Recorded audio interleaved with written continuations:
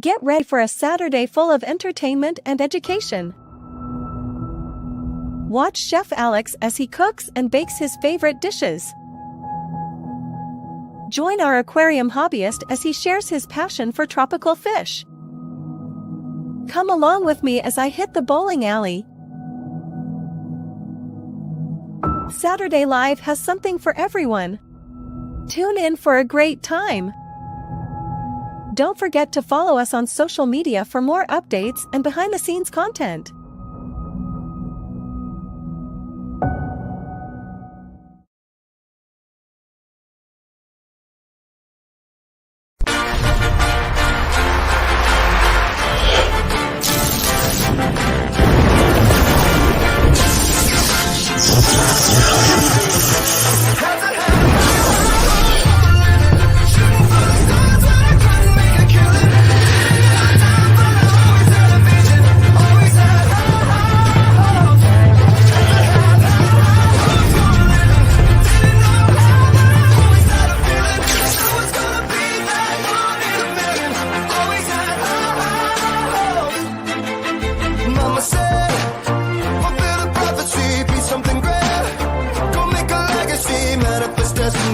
Back in the days we wanted everything.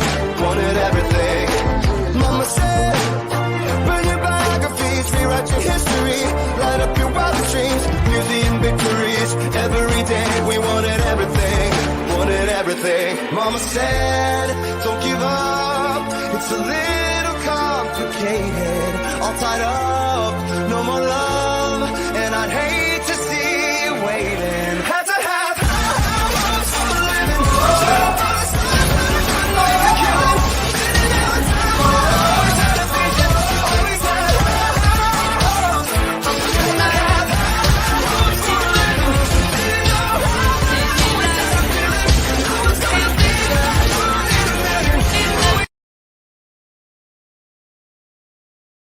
Welcome to the 100th Saturday Live with Alex Cardinale, sponsored by Oasis Aquatics, www.oasisaquaticsnj.com. You are going to have a blast as a viewer as we celebrate 100 episodes of Saturday Live. Who will walk away with $50 store credit at Oasis Aquatics? Simply comment and you'll be entered. What new fish will Aqua Alex get? Chef Alex makes Pop-Tart ice cream sandwiches. There will be a cool surprise. Brandon King and Jeremy Levy are the special party guests here to chat fish. All that and more. The 100th Saturday Live starts right now. Are you ready? Welcome.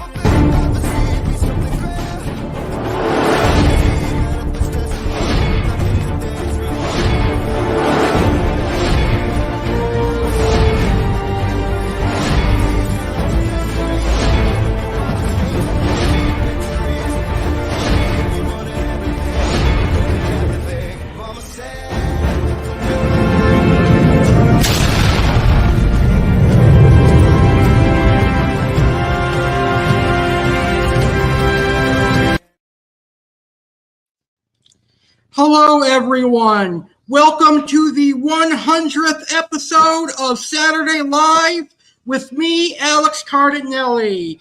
Tonight, we are celebrating 100 episodes of Saturday Live, and I have an action-packed episode coming your way. So, let's get the 100th episode of Saturday Live started with a bang.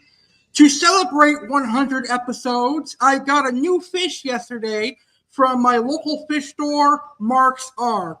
What kind of fish is it? What is a new fish? Well, let's find out right now. We're going to start the 100th Saturday Live showing off my newest fish that I got yesterday from Mark's Ark.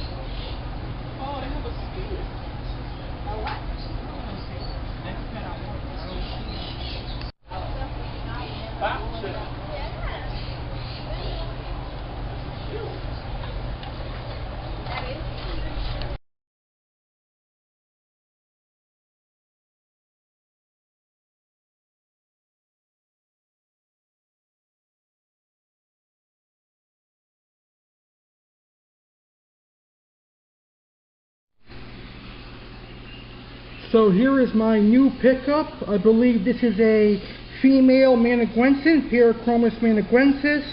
I think it's a female jaguar cichlid. I have been looking for a Maniguensis. If you guys have been following my YouTube channel, I've been looking for a Maniguensis, and I came across one today at the local fish store at a great size. She's about 7 inches, and she's very pretty. So she'll be living in this 125 with an Oscar and a couple of Severums, a true parrot cichlid, tinfoil barbs, and some catfish. Hopefully she'll behave herself in here, and she won't be too aggressive. But she's absolutely beautiful. So this is the new fish that I picked up for the 100th episode of Saturday Live.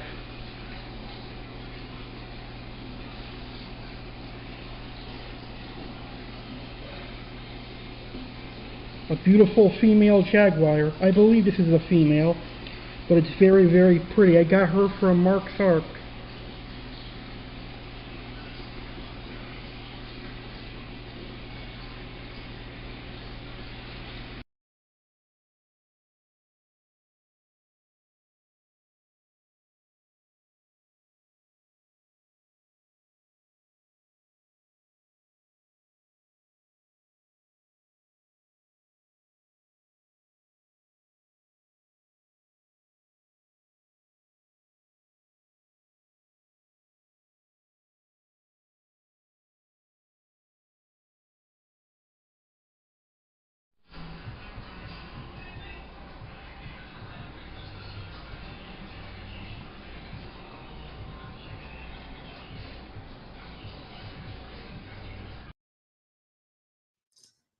All right, so as you can see, my newest pickup was a jaguar cichlid, aka a Parrochromis maniguensis. Now, if you've been watching my YouTube channel, you have known that I have been talking about Parrochromis maniguensis for a little while because I was interested in getting a Parrochromis maniguensis, and now I finally got one, and it's so fitting that I got one to celebrate our 100th episode of Saturday Live. Isn't it such a gorgeous fish? Well, there's plenty more fun tropical fish action coming your way tonight here on our 100th episode of Saturday Live. We've got a couple of fish keeping special guests. We've got a look at some of the fish that are for sale right now at Oasis Aquatics. We also have an Oasis Aquatics giveaway going on, and this episode is being brought to you by Oasis Aquatics. But let's get to our first segment, and it's a segment that I have done a lot on many episodes of Saturday Live. It is now time for Keeping It Real with Alex Cardinale, and I'm going to be reacting to a couple of videos, and I got a couple of things to talk about on this week's Keeping It Real.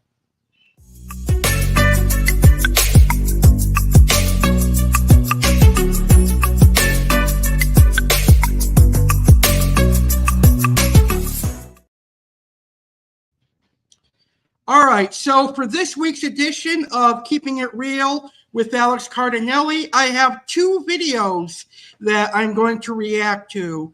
This past Thursday was the presidential debate between President Joe Biden and former President Donald Trump.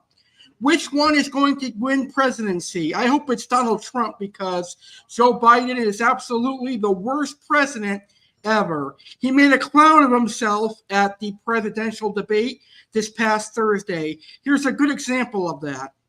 Making sure that we're able to make every single solitary person eligible for what I've been able to do with the with the COVID. Excuse me, with dealing with everything we have to do with. Look, if we finally beat Medicare. Thank you, President Biden. President Trump? Well, he's right. He did beat Medicare. He beat it to death, and he's destroying Medicare. That's right. He's absolutely destroying Medicare. He is the worst president ever, and he made a clown of himself. Here's another funny clip that I found on Twitter. Folks, how are you? Making sure that we're able to make every single solitary person eligible for what I've been able to do with the COVID. Excuse me, with dealing with everything we have to do with. Look, if we finally beat Medicare. We're trying to provide housing for Black Americans. The impact on the choice, the idea that they're gonna. I'm proposing that everybody the millionaires pay 1%.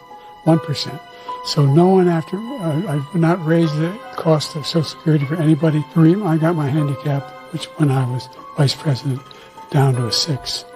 And wants to get rid of the ability of Medicare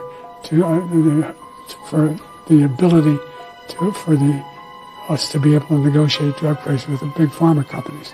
What I'm going to do is fix the tax system. For example, we have 1,000 trillionaires in America. Billionaires in America. No one was hurt. No one Israeli was accidentally killed, and it stopped. And I'm going to continue to move until we get the total ban on the total initiative relative to what we're going to do with more border patrol and more asylum officers.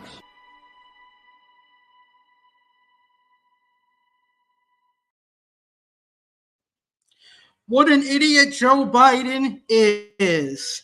All right, the first thing I want to say on Keeping It Real this week is thank you. Thank you for helping me reach 100 episodes here on Saturday Live with Alex Cardinale. Saturday Live with Alex Cardinale has quickly turned into one of my favorite live streams that I do each and every week. This year we celebrated 2 years of Saturday Live, and tonight we're celebrating our 100th episode. I want to thank everyone that watches weekly on a weekly basis, and I want to thank everyone for the positive remarks about Saturday Live. A lot of you love Saturday Live, and you say you look forward to all the future episodes of Saturday Live. So thank you for helping make Saturday Live possible and 100 episodes possible, because Saturday Live was actually created on accident.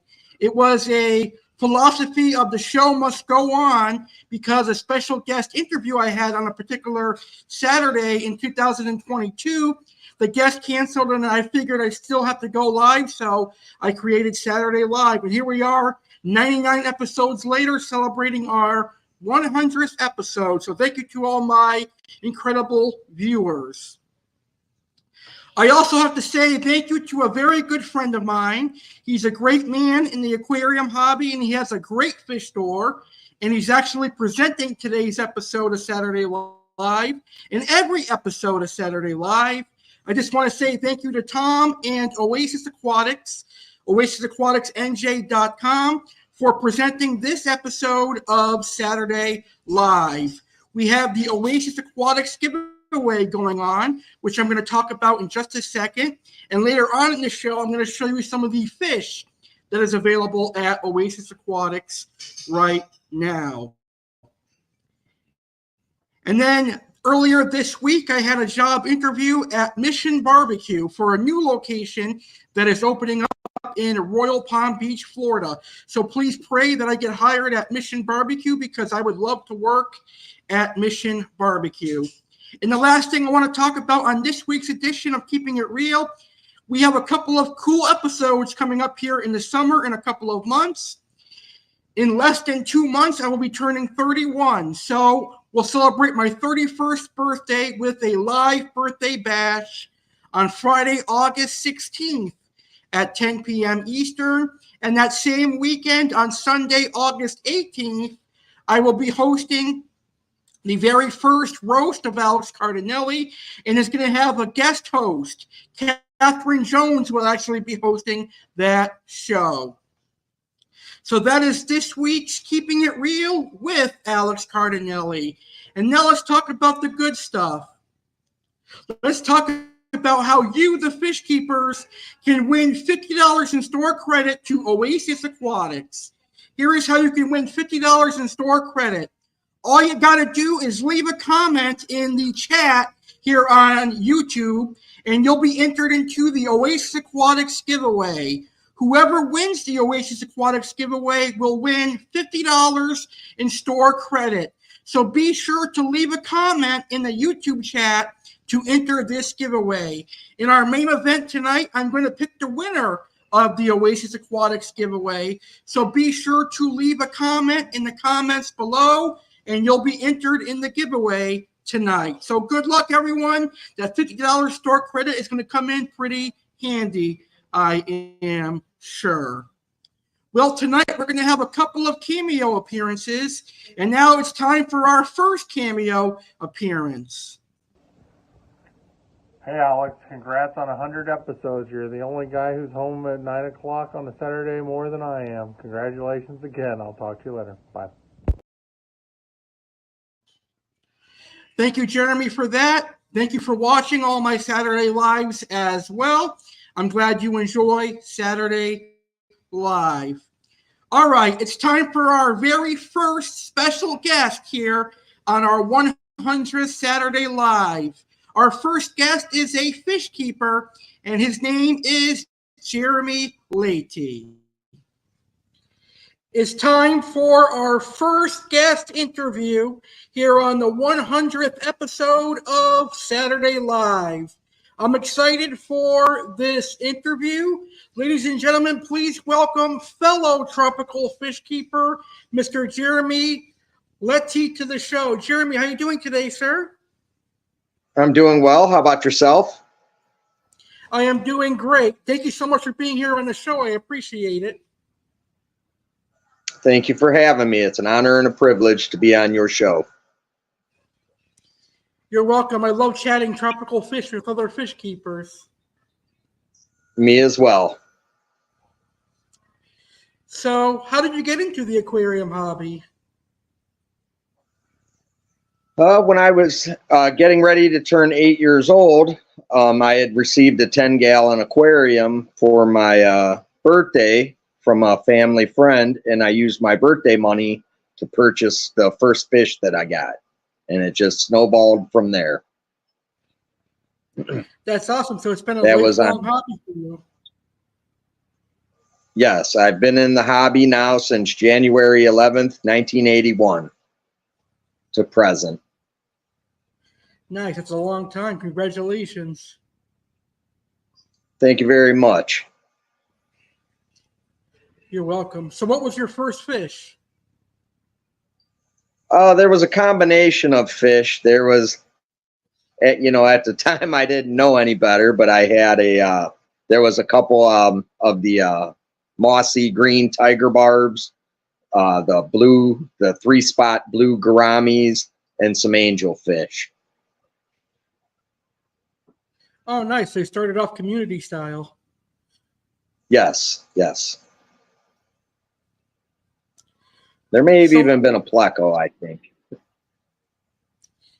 Yeah, everyone keeps plecos. So what's your favorite fish?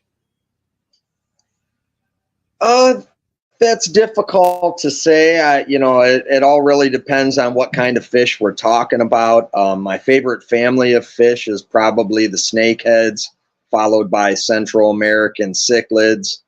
I have a soft spot for all fish, really. If I had to pick one that I think everybody could keep and probably should at some point in time, that would be the blue batis, because they're small, peaceful, and colorful. They are pretty cool fish. I've seen them before. Yeah, they're a little rarer than I think they should be. I think that may be due to like probably over collecting in the wild and small brood clutches of eggs. So, there's probably a combination of factors, but, I think if enough people seen them, that they would fall in love with them, and that whole thing would change as more and more people began to keep them and breed them, much like anything else. Snakeheads are cool too. Too bad they're illegal now. Yeah, I do understand why the larger ones and, the ones that are capable of becoming invasive, the northern species that could live in, a more temperate climate. I do, however, think that some of them, such as the dwarf species and the more tropical ones that pose less of a threat of becoming invasive, should probably receive, a different status than just a blanket ban on every single one based upon a few of them being bad. I agree on that. I think it would be cool to have some snakeheads in the hobby. Well, yeah, they're definitely a specialty fish. You know, it takes a lot of, much like anything else, it takes a dedicated type of aquarist to keep that, because, you know, they are kind of rambunctious, and, you know, they tend to need special care. But a lot of other things that people keep are the same way, you know, planet aquariums, reef tanks. You know, there's so many different facets of this hobby that, you know, it's nearly impossible to go into detail with them all and the special care that they require. That's true. So what are you keeping for fish currently? That's true. So what are you keeping for fish currently? Oh, how much time do we got? You know, I keep a wide assortment. I keep a wide assortment of fish. From, I have some Limia. I may butcher the pronunciation. I believe it's Limia perunganae. I have some Synodontis lusipinus. I have Synodontis ocellaris. I have some Rio Oropuche guppies. What else do I have? I have goldfish. I have some African peacock cichlids, convicts of several different types, the normal black convicts. I also have Honduran red points. I have Turkana jewels, green terrors, dovi, the dwarf pygmy sunfish. I have several different types of flower horns. I have, what else do I got here? I have Adiensis. I have Parachromis locelli, Parachromis multifasciata, lasiba, blue acaras, several different types of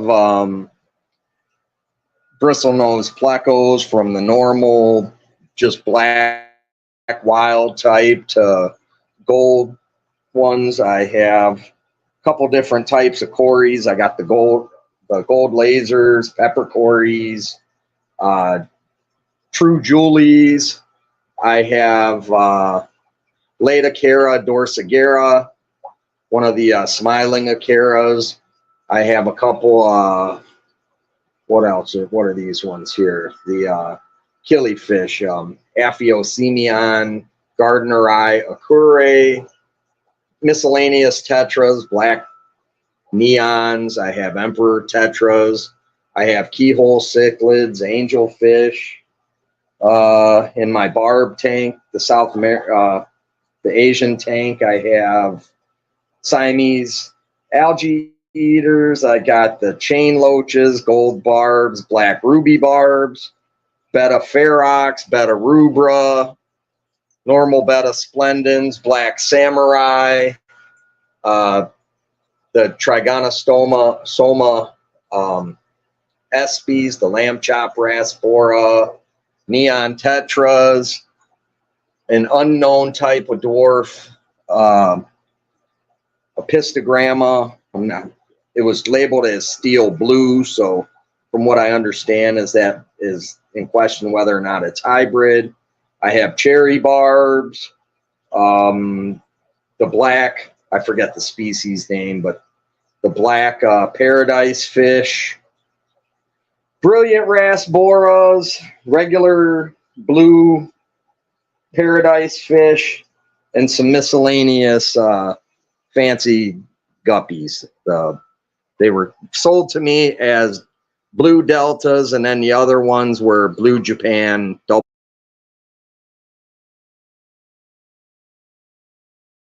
sword. And I also have, speaking of sword, I'm reminded that I have some wild caught Ellerai swords, and some of the I think they're Cortezi, but they might be Birchmani. I'm not sure.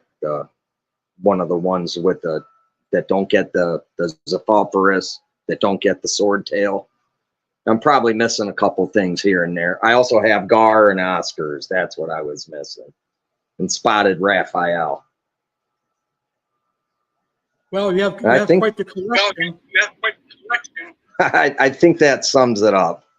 Well, I'm currently running, let me think about this. 1, 2, 3, 4, 5, 6, 7, 8, 9, 10, 11, 12, 13, 14, 15, 16, 17, 18, 19, 20.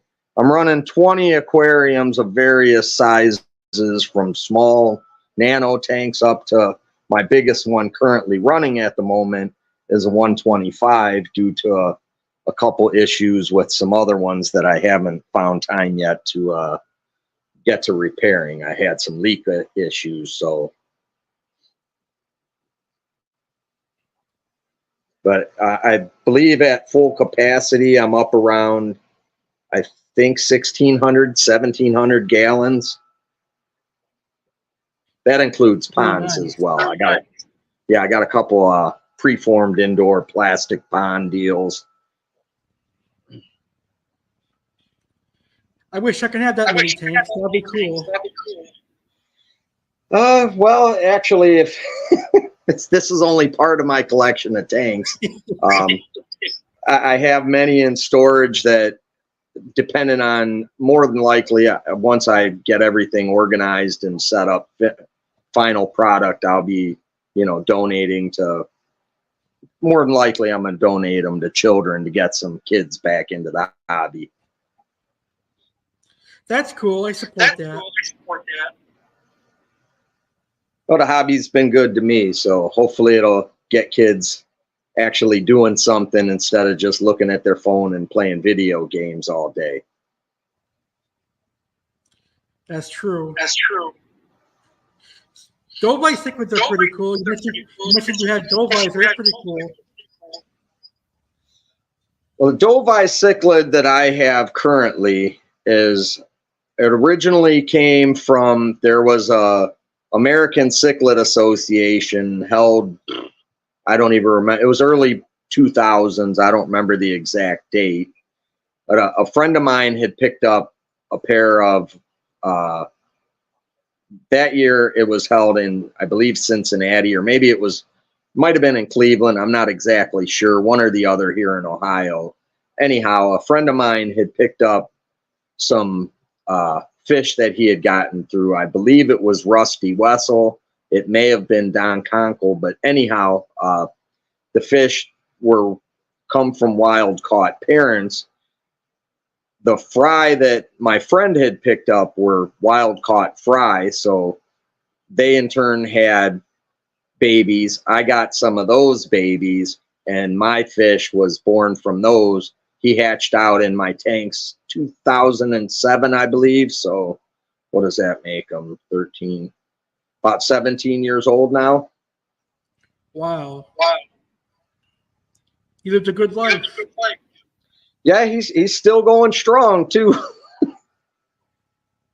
I got to keep him by himself though. I got a nice female that a friend of mine had given me that he had picked up, and it grew. As it started putting some size on, it started beating up on his fish in the tank. So he's like, "Hey, I got a female. You want it?" I was like, "Yeah, I'll take it." But I wouldn't be able to breed it because I think my male, which he's a little jacked up, because back, I don't know, maybe 15 years or so ago, him and the female that I had, he wanted to breed, she didn't. I come home from work, she's in a horrible way to go, and he was almost as bad. I thought he was going to end up dying, but he didn't. And ever since then, he's missing a big chunk of his tail, and he's been living in the tank all by himself. So I'm afraid that if I tried to put them together, that something will bad go wrong, and I just don't want that to happen to either fish, the male or the female. I like the way they're a beautiful fish. Yeah, they're definitely what I like about them is their personality. You know, I don't know if it's necessarily imprinting, but they definitely recognize faces, and, you know, they got a personality just like a dog or a cat. You know, they may like somebody and they might not like other people. And, you know, they definitely interact with anyone looking into their tank, especially when they like those people. I like the Paracorner species in general. The Managuensian's my favorite. Yes, the Aztecs are also known as jaguars. I think that's more common term. I'm surprised you don't have one of them yet. I've actually had one. I don't have any currently. We ran into some water issues, and, you know, I think that the treatment, you know, the water treatment clarifier that I was using didn't take out all the heavy metals or excess chloramine that was added to the water after we had a big one of those algae blooms, because the crib that pulls our water supply in is out in Lake Erie, and Lake Erie periodically has those really, really bad algae blooms, the toxic algae. And I think that due to that, the water treatment plants had upgraded their treatment to be a different chemical mixture. And, you know, it wasn't just myself, numerous people around the city that I also know through the aquarium club and or just know from being friends with other people had experienced similar situations, which is where we narrowed it down to city water supply.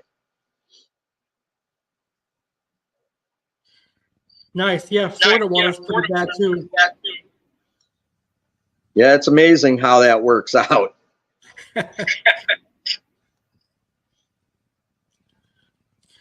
So what is your advice to new fish keepers? My advice to new fish keepers would just be patient. You know, learn as much as you can about a given subject. Don't be afraid to try new things, and understand that, you know, some of the information that you may get might be negative. A lot of it, most of it's going to be positive, but you may get some negative comments, you know, especially in this digital age. But, you know, don't take those negative comments to heart. Take it as an opportunity to learn more and improve yourself and your fish keeping prowess. Because, you know, it's just because something doesn't match what is the industry norm doesn't mean that it's not right, or, you know, if that makes any sense. I agree 100% with you.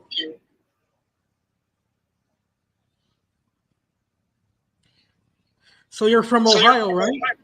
Yes. Lorain, Ohio. Have you ever been to Ohio Fish Rescue?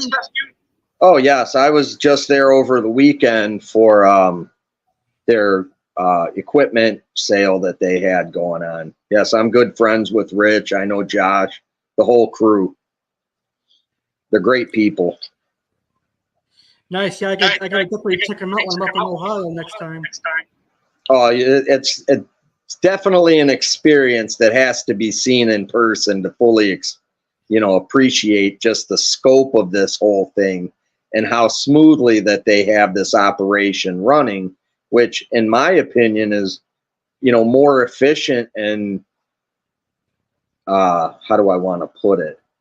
You know, the husbandry involved in the keeping of such large aquariums and such a major volume of water, which I believe if you factor in the outside ponds is well in excess of 200,000 gallons. So, you know, just to be able to operate a situation like that and a facility with that much water and, you know, bringing in and outgoing and to run it as flawlessly as they do is just, you know, it's amazing. I definitely agree. They must have huge aeroplane.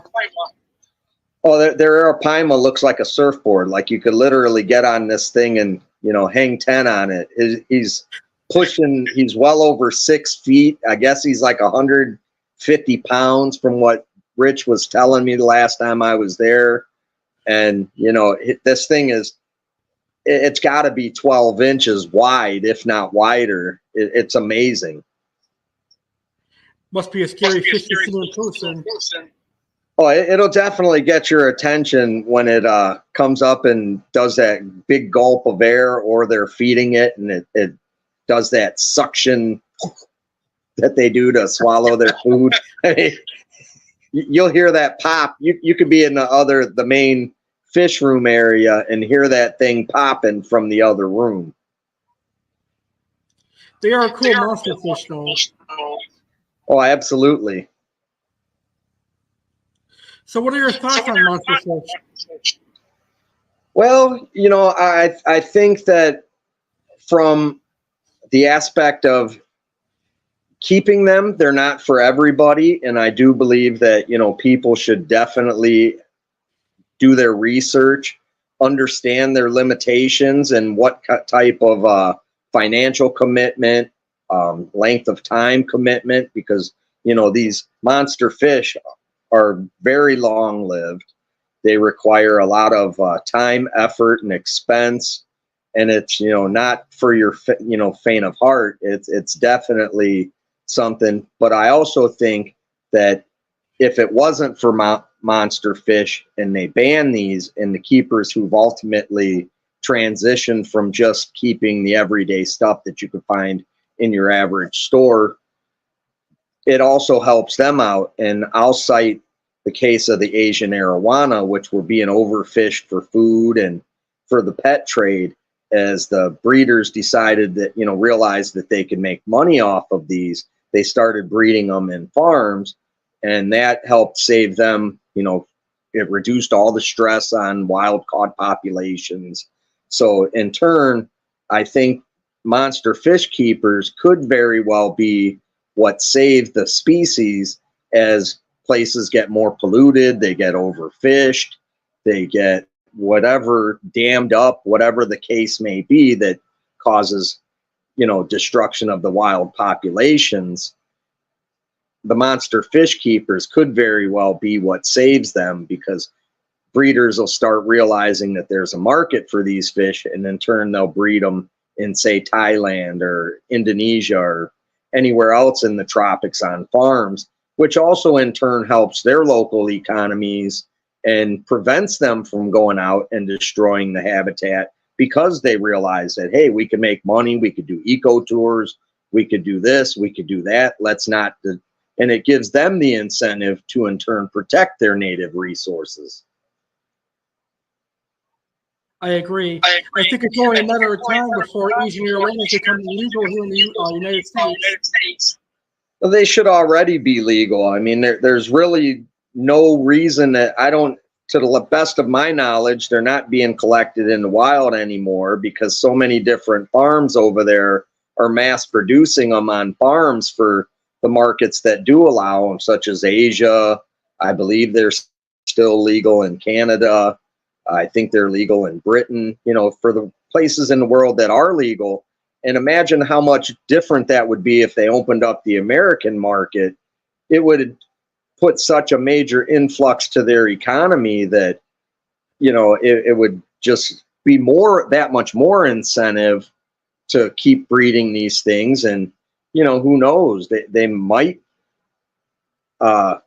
even because they're breeding, come down to be affordable for the person who's got a decent budget but doesn't have the budget to maintain, say, a 5,000 gallon aquarium and all the fish that come involved with that.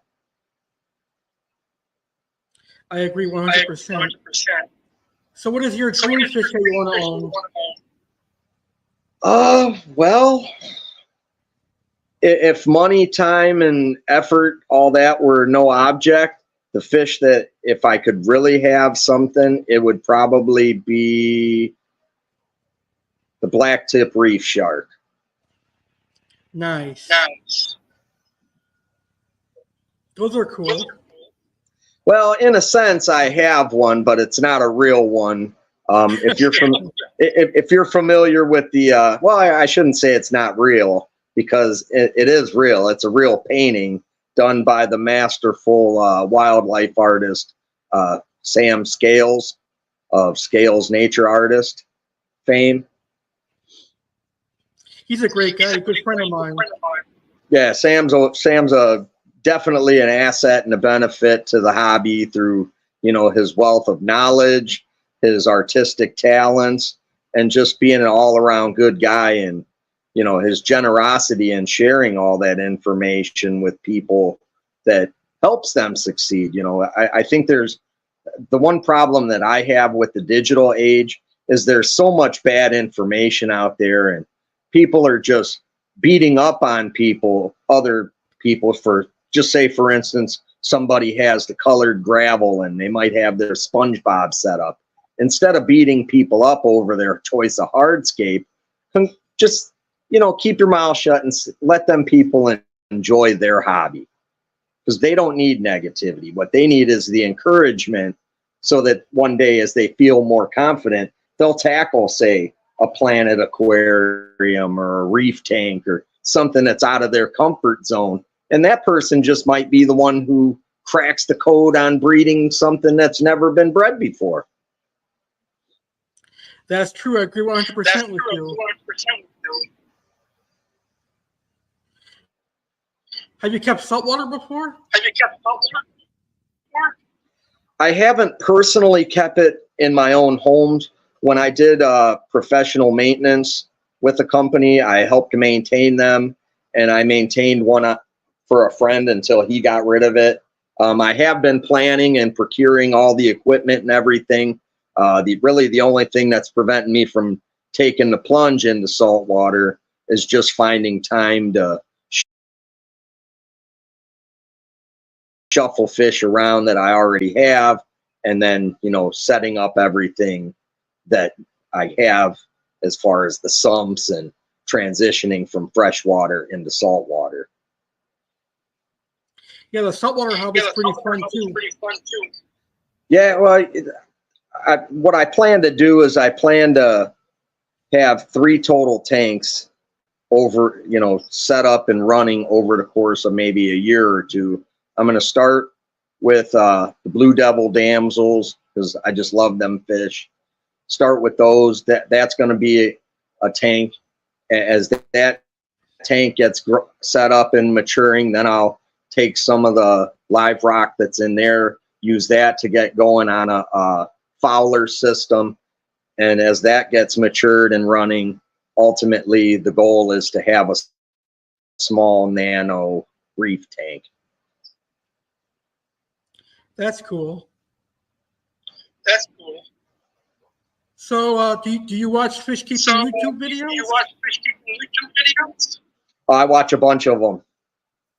That's my favorite thing to watch on YouTube. That and cooking shows. Me too. Nice. Who would you say are your favorite fish tubers? Oh, well, there's so many of them that I watch. Some that immediately come to mind are Aquarium Domain. I love his channel because as a carpenter myself, you know, I just love to watch his builds. He gives out great information.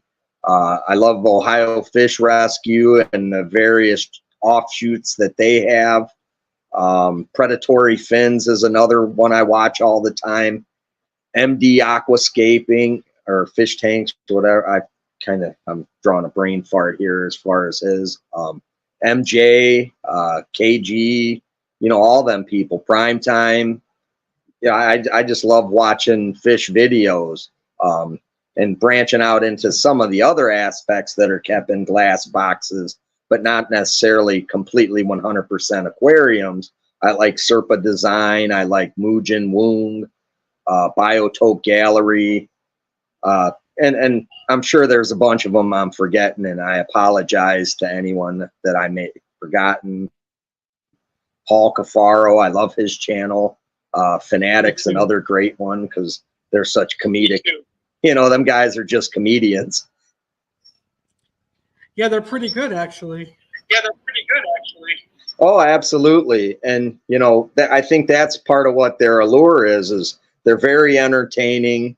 They're also educational as far as, you know, because they do give you some background, and it's not all 100% use, you know, I shouldn't say useful, but it may not be 100% relevant to the person watching, but it is relevant to them, and it's a great information, and I just love their channels. Yeah, I believe he's not too far from me either, Paul Capero. Oh, really? Nice. Are you near Camp Kennan? I believe so. That's another channel I like to watch. Garden State Tortoise. There's just so many pet-related channels that are all entertaining, and the people are great. That's true. When I first started, there was only a handful of YouTubers. Now there's so many of them. Oh, it's growing in leaps and bounds, and it's actually a great thing because, you know, anything, and it's not just, YouTube isn't just great for the aquarium hobby. I think it's great for all kinds of aspects, because anybody with a little bit of confidence, regardless of what it is you want to do, you can find it. If you want to do reef tanks, you can find somebody, you could probably 30 or 40 different channels on how to set up reef. And, you know, that goes on to, if you want to learn to cook, you can learn to cook. If you want to learn to build, you can learn. I mean, everything it's there. It's great. I agree 100%. Is there anything else you want to talk about? Oh, that's entirely up to you. If you have any questions, comments, concerns, anything you'd like to know in regards to that, if you just want to talk fish, we could talk fish. I mean, that's entirely up to you. So what's the next fish you're planning on getting? Well, I haven't really thought about that too much, mainly because at the moment I'm pretty much maxed out as far as my space. If I do get anything else, I'd probably like to get some darters and maybe some small dace or minnows of some type to go along with those pygmy sunfish I have. But I definitely have to keep an eye on what I put in there so they don't outcompete the excuse me, pygmy sunfish. Those are cool, the pygmy sunfish. Yeah, they're awesome little fish. What do you feed your fish? As far as what brands of food, or just in general? In general. In general, I feed my bigger fish all get pellets from Neptune Aquatics called Plecocane. It's a number 6 pellet. That's what my bigger fish are all on. My turtles are on the pellets. My smaller fish all get, it's a mixture of flake and pellet. The bigger fish also get treats of worms and chopped up shrimp, krill. What else do I feed? Chopped up tilapia and swai. My smaller fish also get periodic treats, especially if I'm trying to breed something. I'll use a lot of frozen foods and, you know, as much live food as I could possibly propagate myself and or, you know, acquire through friends in the aquarium societies. That's cool. Feeding fish is fun. Oh, that's the best part of it. That's when they seem to interact the most. And there's food involved. Yeah, oh yeah. Well, I want to thank you so much for being a guest tonight. You did a great job. Well, thank you. It was definitely an honor and a privilege, and it was great to meet you, sir. It was great to meet you, too. We'll definitely have you back on again. Anytime you want to have me, just let me know in advance, and we'll schedule a time that works for you and for me, and I'll be on anytime you'll have me. Perfect. Sounds good. We'll definitely do a show on Central American cichlids next. Sounds great. Anything that you want to do, like a species spotlight, or would you rather just do it in general? Maybe break it down into guapotes and mojoras and keep it smalls and then up to the bigs, or just totally in general? Either way, it's up to you, and we'll go from there. Sounds good. We could do a show on doe wise. That would be perfect. We could do Costa Rican, Nicaraguan, or do them separately, however you want to do it. Sounds good. You have a good night now. Thank you so much. Sounds good. You have a good night. Thank you so much. You as well. Thank you for having me. My pleasure. My pleasure.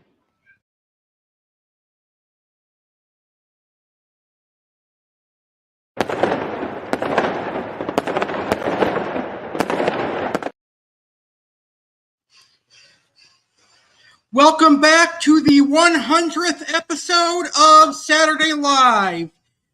Thank you, Jeremy Leahy, for being an amazing guest. Still to come tonight, we have special guest Brandon King. The king of Roseline Sharks will be here live. Plus, Chef Alex is going to be making Pop-Tart ice cream sandwiches. And we have the Oasis Aquatics giveaway. So to enter the Oasis Aquatics giveaway, all you have to do is leave a comment in the YouTube chat. And the winner of the Oasis Aquatics giveaway will win $50 in store credit. And coming up in a few minutes here on the 100th episode of Saturday Live, I'm going to show you a sample of some of the fish that are available at Oasis Aquatics. So that was a great interview with Jeremy. We have one more special guest to come in later on in the show. But right now it's time for this week's edition of South Florida Local.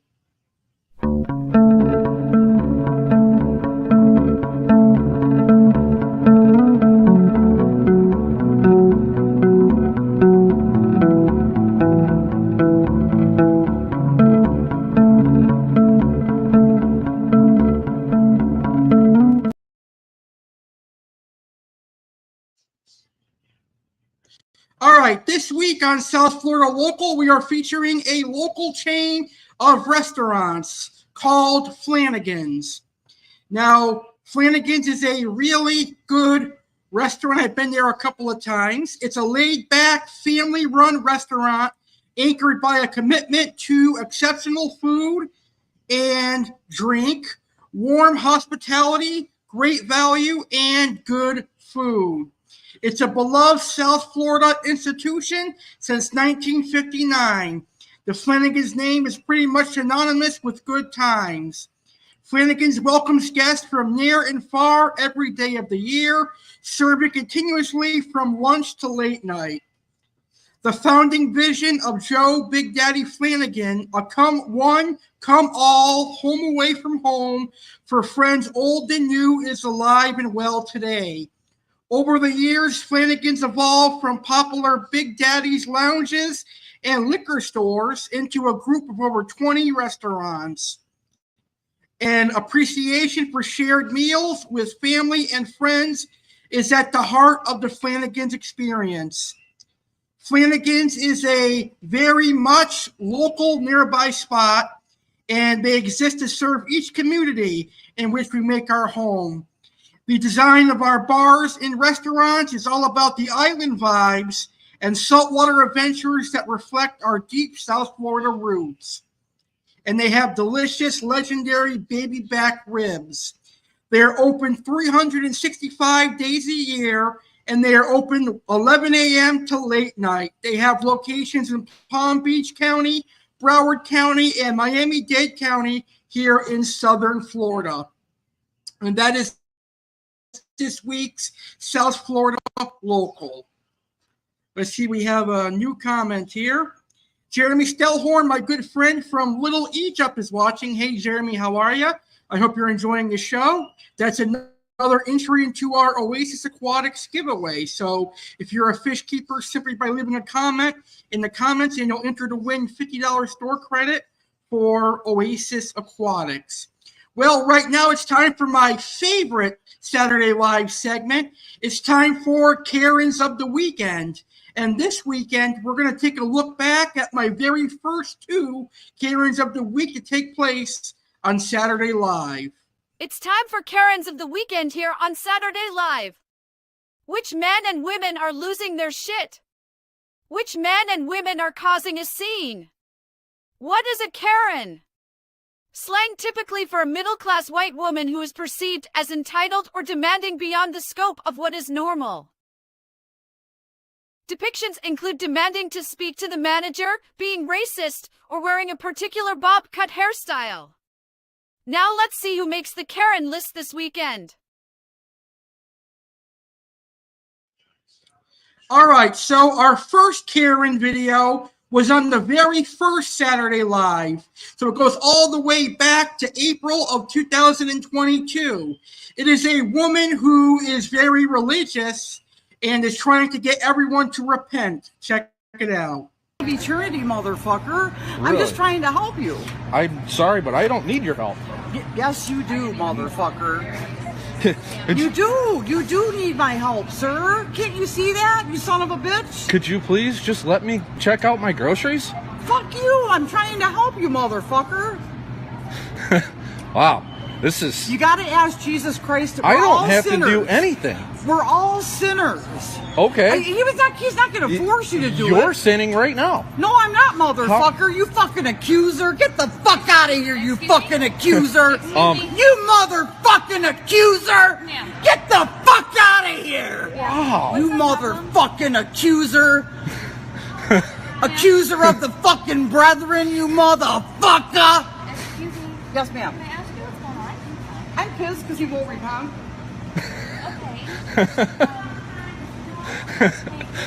I just wanted to get some groceries and go home. Okay, thank you. Okay, so because his religious views don't match yours, you're mad at him? I don't give a fuck because it's gonna burn in hell. Okay. Then why And you are too, bitch. If you don't have Jesus Christ as your savior, you're gonna be down there fucking with them, screaming in holy fucking terror of fucking fire and brimstone. Do you fucking get it? Yeah, totally understand. But I can't have you yelling and spewing profanities at other people that are in the store. Well, fuck you then. I mean, it's not the way to do it. Answer my fucking question. Fuck you, don't call me ma'am. Who the fuck told you what my title is, motherfucker? Shut the fuck up. Motherfucker! You can't leave in a peaceful manner. We are going to have the police here. I do apologize. Fuck you. Ma'am. You have to repent of your sins. Ma'am. In order to be saved. Otherwise you're going to spend eternity in fucking hell. And I don't want that. I want you to be saved. Ma'am, I appreciate the I want you to be saved, sir. I don't want you to burn in hell for all fucking eternity. You know what that's going to do to your fucking mind? And that is my choice in life. I want you to please understand how much you love me. That's why I'm doing this, sir. Ma'am, this is my job. I'm not sensing God's love for you right now. So let me tell you. So what I need you to do... When you help somebody and go to hell, do you think you're going to experience fucking love in hell, sir? That is Do you? You got that right, motherfucker. Get the fuck away from me, you piece of shit. I've been in my position. Get the fucking away from me. You're in my personal space, bitch. You're in my personal space. Get out of my fucking personal space. You came over to me, motherfucker. I didn't come over to you. Move yourself from the Fuck you! Ma'am. Shut the fuck up! You all better repent! Because the kingdom of heaven is at hand! Shut the fuck up, bitch! Shut your fucking mouth, bitch! If you don't have Jesus Christ in your heart, I feel fucking sorry for you.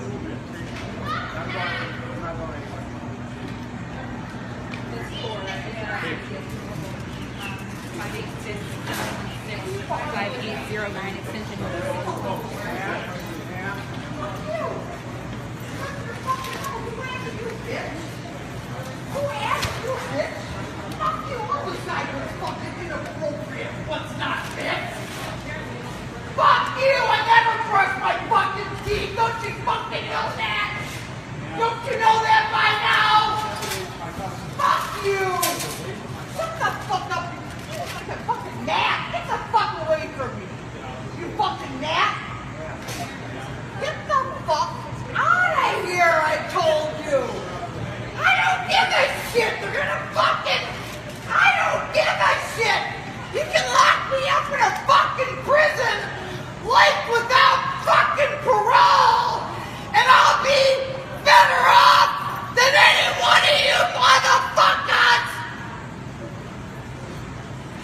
the fuck up.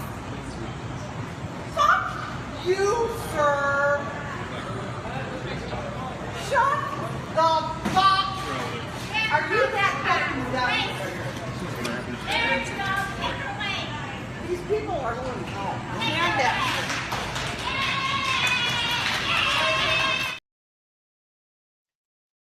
That lady is definitely mentally ill and insane. Well, our next Karen is actually the same lady, and this was played on the second episode of Saturday Live. It's hard to believe she's featured in more than one video, but she is. This one's even funnier. In this video, she breaks down in a chicken dance. Check it out. So deep, I can't even help you now. What's your driver's license number? I don't have to give that to you. Let me see your driver's license. You're not a police officer. You just hit my vehicle. Ma'am. Give me your driver's license. You pulled right out in front of me. Yeah, and when someone pulls in front of you because there's an emergency, you slow your rear end down and you stop. Okay, these Have are you not ever cars. had someone have an emergency These are not and cars. pull in front of you? These are not cars. They don't stop on a dime. It doesn't matter. You have to be far enough behind. You know what? I'm going to tell you the whole You should have picked up my trash, big boy. I picked up your trash. No, you didn't. You want to go see what you left? I left the carpeting and the You're padding. supposed to pick up everything. Nope, 4 bags. Yeah. What you're serving Oh, for. you are in so much And deep last crack. week I Well, you picked wait up till more your than boss you, too. tells you what you He's got to on pick his up. way here, too, You man. think you get to decide what you pick up and what you Nope, don't? it's what you ordered. You little twerp. It's what you ordered. You little twerp. I know what I ordered. Okay. And you're going to pay. Okay. Yeah, baby. You like your job? You like it? Yep, I do. Yeah, well, good luck, because you ain't going to have it. Pass today, baby.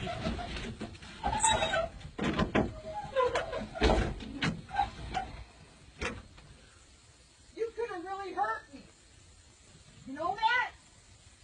You're in this big vehicle and you come slamming into my rear end? You could have freaking killed me, man.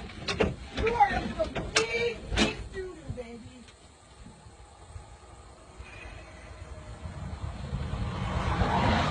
And are you in trouble? Surprised you ain't pissing your pants already. I'm not, because it's all on video. Thank God. Thank you, Jesus Christ, for videos. Yeah!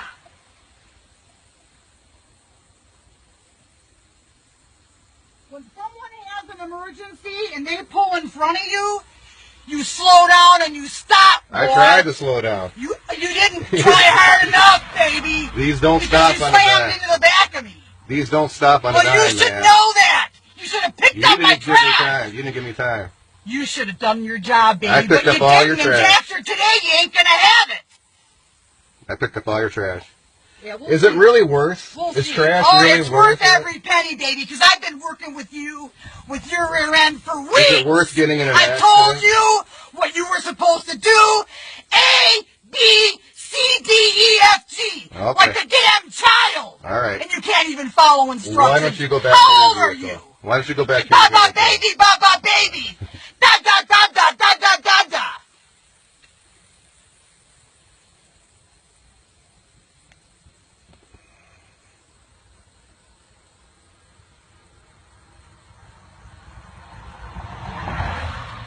You blew it, baby. You should have picked up my trash. That's all you had to do was follow instructions. I picked but up you your couldn't trash. handle it. I picked up your You trash. left some padding and you left some cat litter. And you know what? Now you're going to pay, baby.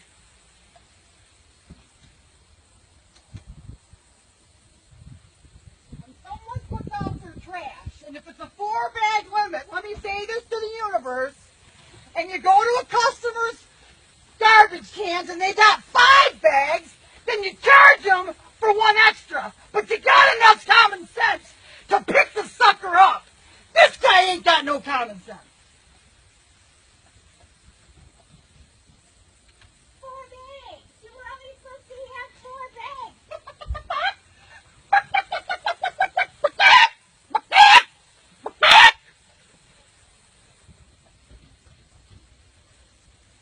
No! I'm so scared. Yeah, you better be scared. This ain't nothing yet.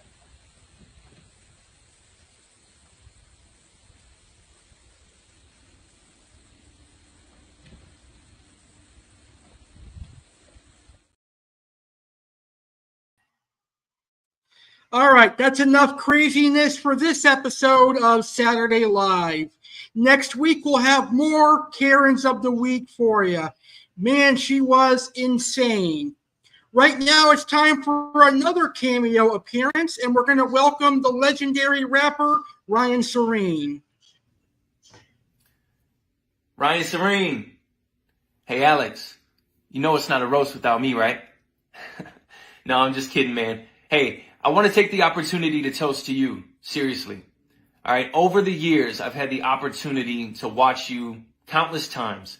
You know, put out radio shows, YouTube shows, podcasts, over and over and over again, accomplishing milestone after milestone.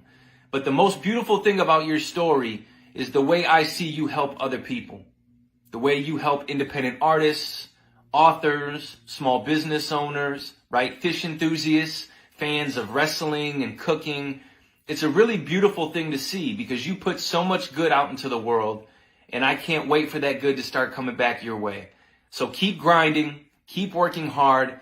I am a fan, I am a friend, and I am a supporter. I am forever grateful for the love and support you have showed me, and I know everybody else out there that you have helped feels the same exact way. So congratulations on all your success. I can't wait to see what you do next. Here's a toast to you. Keep grinding. Believe in yourself. You're doing great things, and I can't wait to see what you do next. Congratulations, Alex. Wishing you the best, man. Keep up the great work. Peace.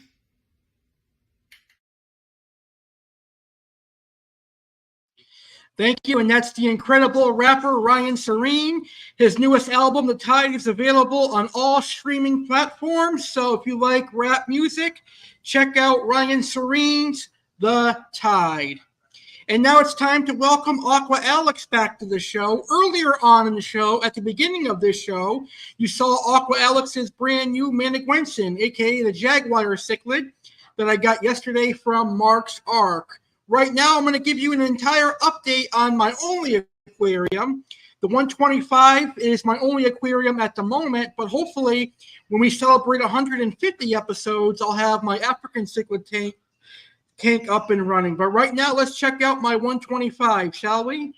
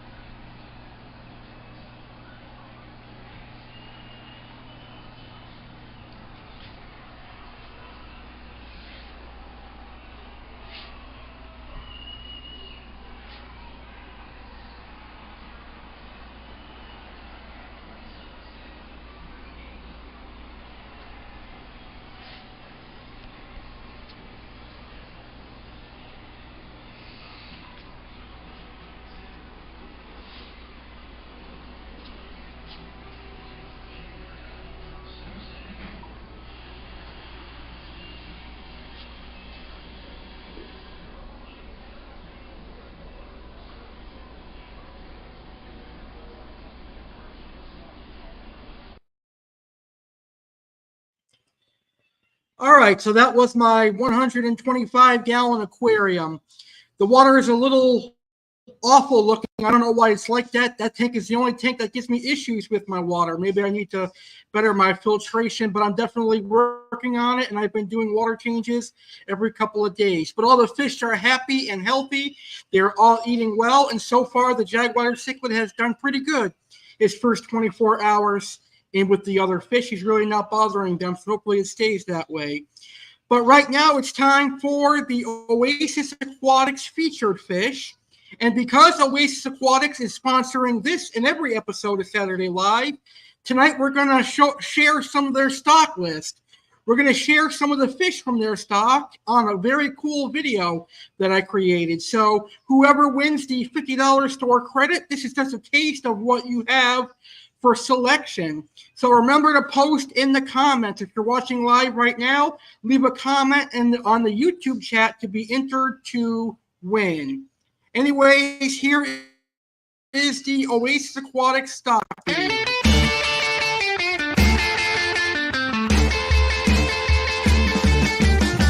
So my name is Tom. I started fish keeping when my grandfather dug a fish tank out of the attic when I was about 5 years old. So my name's Matt. I'm part of Oasis Aquatics. Been doing this for a long time. Started when I was about 7 years old. 22 years of doing this business. I'm 29 years old now. I never stopped. There wasn't a day in between where I did not think about fish keeping. I was doing a vet tech job for many years. Eventually I stopped that because this is my passion in my life. Matt and I have known each other far too long, as many friendships should be. And you're like, you know what? We need a fish store. There's no fish stores around here. So we had to make it easy access for everyone, to have many varieties from the little small stuff for everyone to the monster fish keeper people. No matter what it is that you're looking to do, we can provide it for you.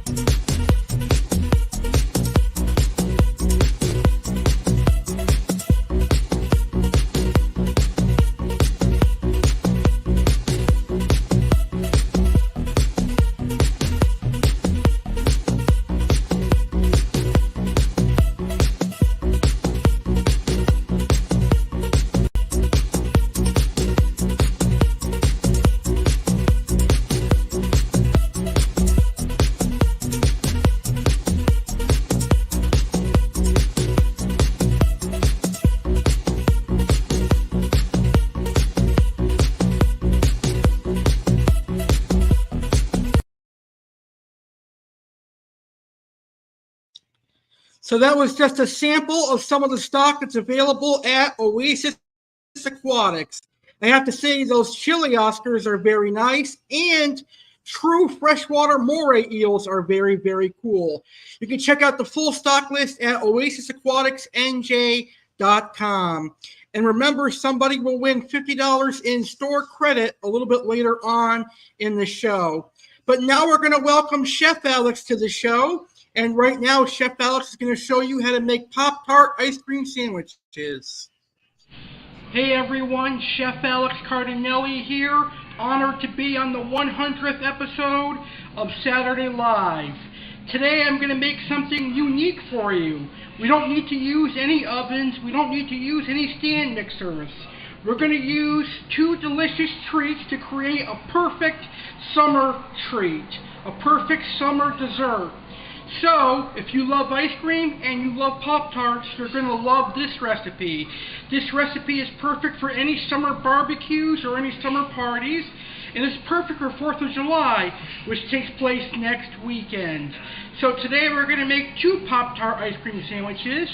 First, we're going to make the classic strawberry Pop-Tart ice cream sandwich, and then we're going to make a cookies and cream Oreo Pop-Tart ice cream sandwich.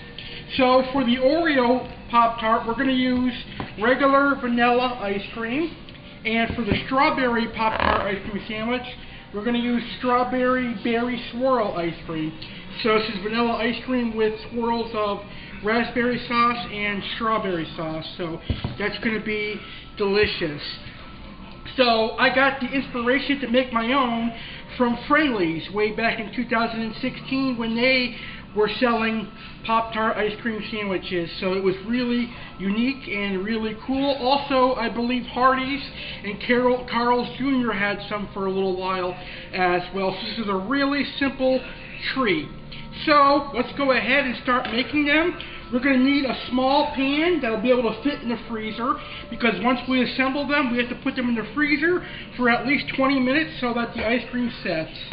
So because there's only 3 of the Oreo ones, we'll use the smaller pan. So you're going to open up your Pop-Tarts.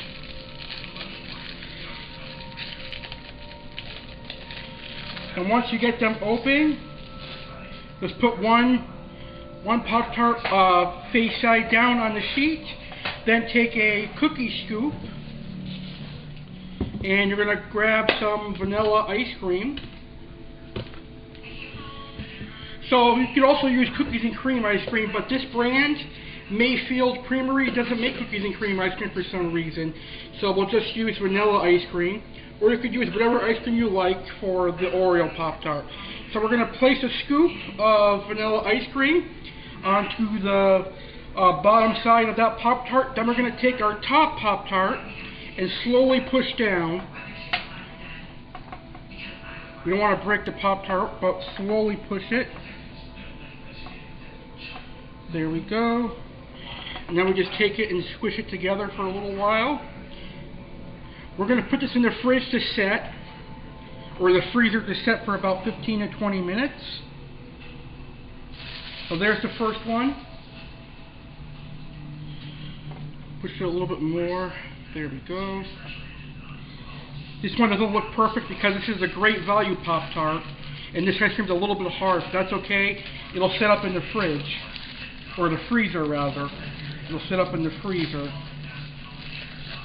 We'll do another Oreo one, then I'll show you how to make the strawberry one. So again, we're going to put this face side down, frosting side down, and then we're going to take a scoop of vanilla ice cream.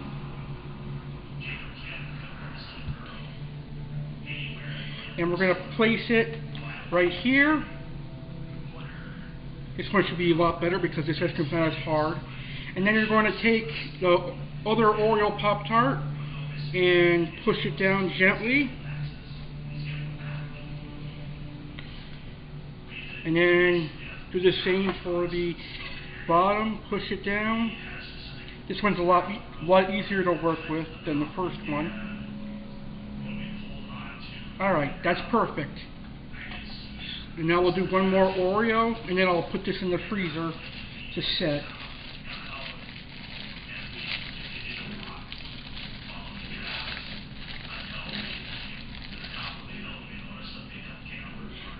Now, some people like to toast their Pop-Tarts, but I think it melts the ice cream, so I don't, but you probably can if you want to.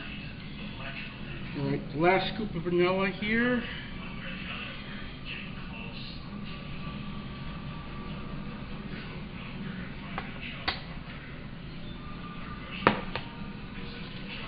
And we're going to top this one and push it down.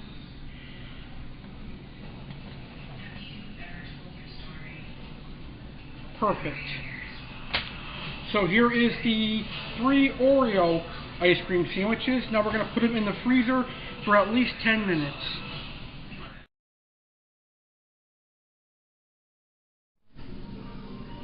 So here are the Oreo cookies and cream Pop-Tarts before they head into the freezer. I'm going to put some foil on the top and I'm going to place them in the freezer for about a half hour, and then you're ready to serve these ones. Now I'm going to show you how to make the strawberry Pop-Tart ice cream sandwiches. Alright, so now we're going to make the strawberry Pop-Tart ice cream sandwiches with the summer berry swirl ice cream. I think this one's going to be really good, but I'm also going to try the Oreo one too. So here's the classic Pop-Tart. This one's going to go face down again. Same thing we did with the Oreo Pop-Tarts.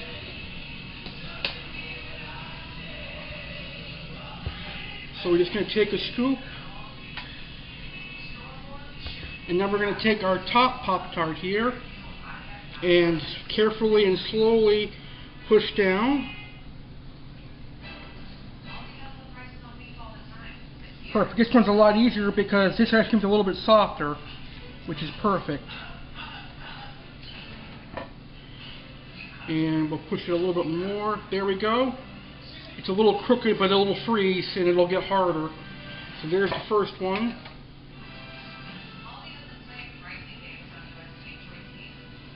Alright, so we'll do another one.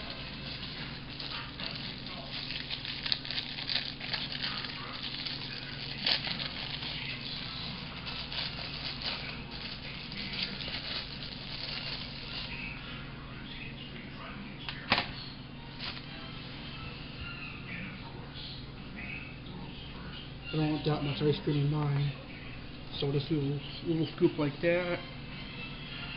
There we go. Now we're going to take our top and we're going to place it like that and gently push down. There, this one's actually perfect. There we go. This is why you want it to harden up a little bit. See how perfect it is though? So that's perfect. So I'll make one more and then we'll pop these in the freezer.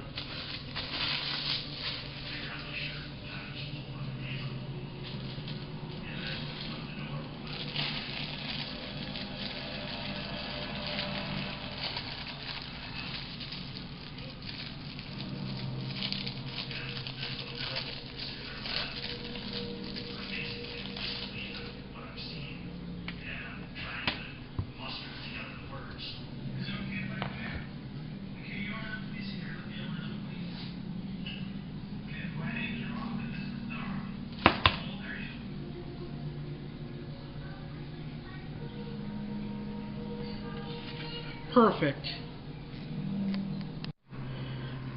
So here are the strawberry Pop-Tart ice cream sandwiches. Now they're going to go into the freezer and they're going to set for about a half hour or so. So thank you for watching me make these Pop-Tart ice cream sandwiches. As you can see, they're very simple to make. Just simply place the bottom of one Pop-Tart face down, scoop some ice cream, and then sandwich them together. They don't have to be perfect, like this one's not perfect, but these two are, but they're going to be absolutely delicious and a great summer treat. So thank you for watching me, Chef Alex, here on the 100th episode of Saturday Live.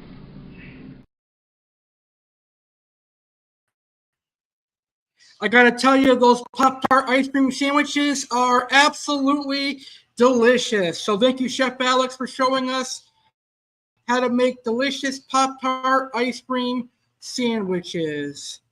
They are absolutely really good. It's been an incredible episode of Saturday Live tonight as we celebrate 100 episodes. And tonight's episode is being brought to you by Oasis Aquatics, oasisaquaticsnj.com. And now it's time to pick our winner. Let's see who is going to win $50 in store credit for Oasis Aquatics. So let me get my drawing ready. I'm going to share the screen so you guys can see who wins. Let's see. Here we go. All right. Hopefully it doesn't freeze or anything. All right. Let's see. Make sure it's showing first. Let's see. Is it on the screen? There we go. All right. So let's go ahead and do the drawing. Here is the winner of the Oasis Aquatics giveaway for our 100th episode of Saturday Live. So let's see who is going to get $50 in store credit.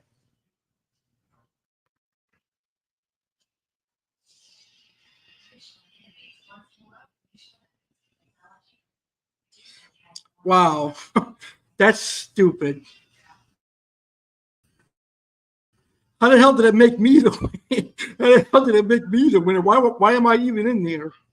All right, let's do this again. Sorry about that.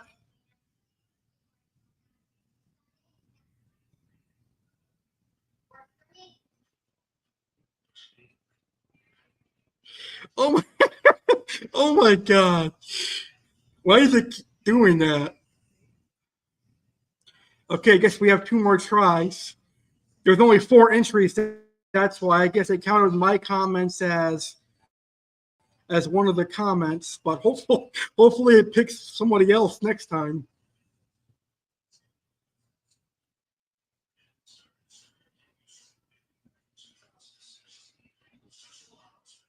There we go.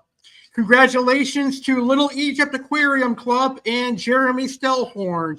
You have won $50 in store credit at Oasis Aquatics. I'll be in touch with you so you can get your $50 in store credit. Finally, it took like 4 tries. It took 4 tries to get that to work right. But that is awesome. Congratulations, Jeremy Stellhorn. And thank you so much for everything you do for me as well. Also, special thank you to Tom McGuire and Oasis Aquatics for sponsoring this episode of Saturday Live. It has been an incredible evening tonight on Saturday Live. Next week, it's going to be 4th of July weekend. And Saturday Live will take place on Sunday because WWE has Money in the Bank on Saturday.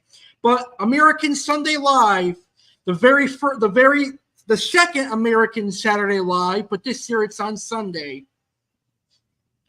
Howdy, y'all. American Alex Cardinale here. It's my favorite time of year, Independence Day and 4th of July. I am hereby inviting you to check out American Sunday Live. American Sunday Live with Alex Cardinale airs Sunday, July 6th at 9 p.m. Eastern, 6 p.m. Pacific. On American Sunday Live with Alex Cardinale on 4th of July weekend, Chef Alex is back. And Chef Alex will show you how to make red velvet cupcakes.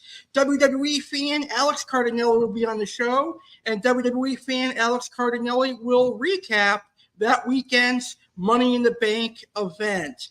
Plus, Alex will have American topics, including American-made products and how America has evolved. The animal of the world will be the bald eagle. Aqua Alex will discuss fish that are native to the United States of America and more. It's the 4th of July American Saturday Live, except this year it's taking place on a Sunday. American Sunday Live with Alex Cardinale, July 6th, 9 p.m. Eastern, 6 p.m. Pacific. We'll see you as we celebrate 4th of July weekend. Yeehaw!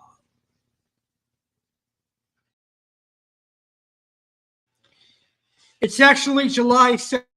So next Sunday, July 7th, 9 p.m. Eastern, 6 p.m. Pacific, will be the 101st episode of Saturday Live. It's been an incredible night, and now it's time for our main event.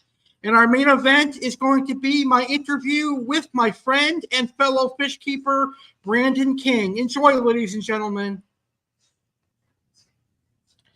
All right, it's time for some fun. This next guest I have known for over a decade. He is a good friend of mine, and he's also known as the King. Ladies and gentlemen, get ready for the King, the King of Kings, and the King of Roseline Sharks. Please welcome Brandon King. On your knees, dog.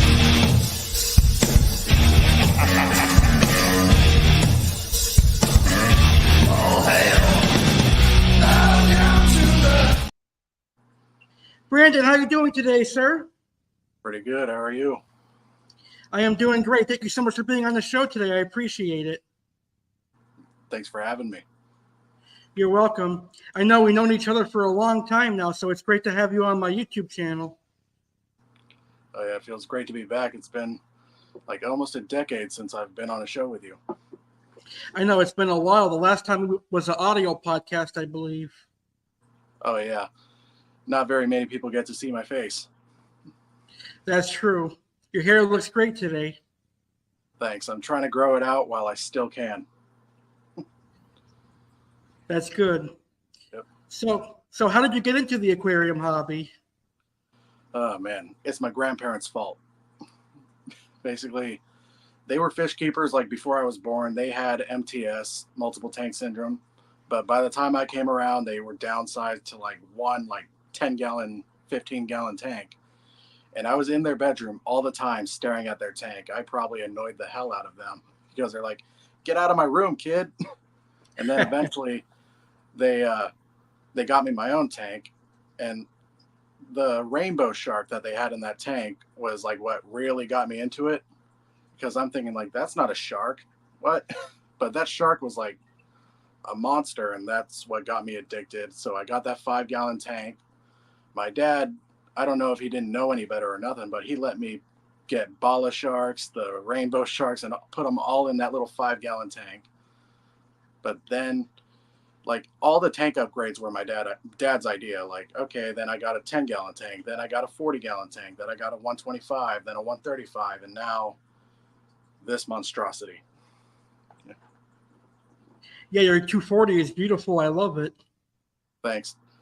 And if I ever have to move, I'm just going to buy a new one. I'm not going to move this thing back out the window. Yeah, it must have been a pain getting it in there. Oh, yeah. Most people say they enjoy setting up new tanks, but when you get to this size, it's not fun. But once you got it all done and finished, it's worth it. That's true. It definitely is a tank to enjoy. Yep. I don't have MTS. I have OBATs. Yeah. One big-ass tank syndrome. I would love to have a big tank. I think big tanks are pretty cool. Oh, yeah. Well, you already do. You got a 125. True. Well, I mean, bigger than that. Oh, yeah. Man, I was looking at my friend's like 130-gallon tank, and I'm like, wow, these 6-foot tanks are so small now. I know. They're a common size now. Yep. Everybody has them now. Back in the day, they used to be big, but now they're just like they're like a 75 now. Yeah, pretty much. There was a time when 55-gallon tanks were considered huge tanks. I know. Now they're just they're like a 40-gallon breeder now. Yeah, it's just like the basic tank setup. That's true. So what do you enjoy the most about the aquarium hobby? Pretty much just sitting back and watching all the fish and all their behaviors and all that stuff. Like, I notice things that your everyday Joe would not notice and all that stuff, but it's relaxing after coming home from a long day at work or after a long day out, because I'm still young. I go out all the time and I just sit in front of the tank to like wind down. It's pretty calming. That definitely is true, and you have some beautiful fish in your tank. Oh, yeah, thanks.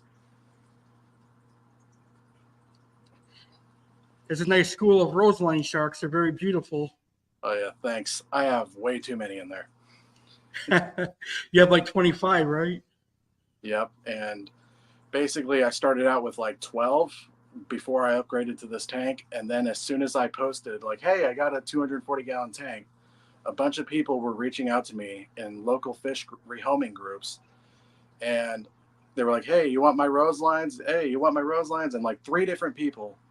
So like I said yes to all 3 of them, but one of those batches was supposed to go to a local fish store for their display tank because they used to have a bunch of big rose lines in there, but they all got wiped out in some incident a couple years ago. So I was going to take them over there and give them to the guy. But then I went over to the person's house. I saw how big they were, and I'm like, mine. I don't blame you. I would have done the same. Yeah, I'll never, like one of them is like 6.5 inches, maybe 7. And I will never have a rose line that big again, possibly. So I'm just like, oh, I can't pass that up. I'm keeping this thing. That's cool when they get that big. Oh, yeah. I just hope they don't all get that big. But like having that one freak in there, it's pretty nice. So what attracted you to roseline sharks or denison barbs? So I first saw them on another YouTuber's channel. Like nobody's going to know who this person is, but it's a Loyal Blue 1. Like I was just watching a video of their tank, and because they had a bunch of red-tailed sharks and rainbow sharks in there, but then I saw, oh, what are those? And they're like, oh, those are roseline sharks or denison barbs, and I'm like, ooh, I want some of those. But I had a 40-gallon tank, and I was told like, yeah, don't put those in a 40-gallon tank. But as soon as I upgraded to my first 125, I immediately got 3 of them. But for like that was like a decade ago. For the first like 7 years or so, they were just like more of a dither fish to me. But over the past year, I've actually fully become like addicted to them. And like they're the only fish in my tank that I've actually thoroughly researched. I know exactly where they come from. I know their scientific name, everything. All the other fish, all I know is that they just get along with rose lines. That's cool. They are a pretty cool shark. I like the way they look and stuff. They're very beautiful. Oh yeah, they're not evil like the red-tail sharks. And they stay a decent size too. They don't grow most tanks like a Bayless shark does. Oh yeah, like I say, they're actually the perfect alternative to the Bayless sharks, Bala sharks, whichever way you want to pronounce it.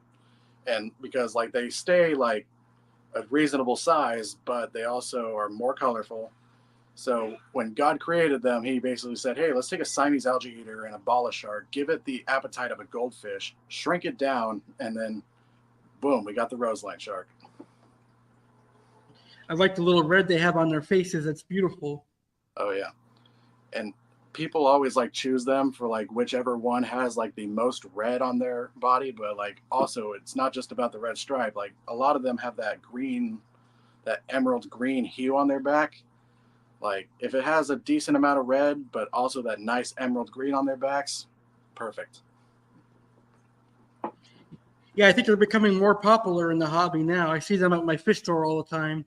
Oh yeah, and for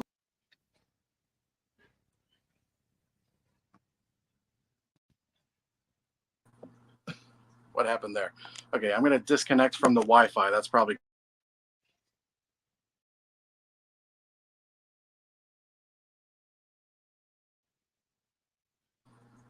still clear, not lagging or nothing.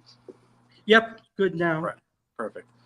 So yeah, they were wild caught for like many years, but over the last like 6-7 years, they finally started breeding them in captivity, which is a good thing because now they're super heavily endangered in the wild thanks to the greediness of the aquarium trade.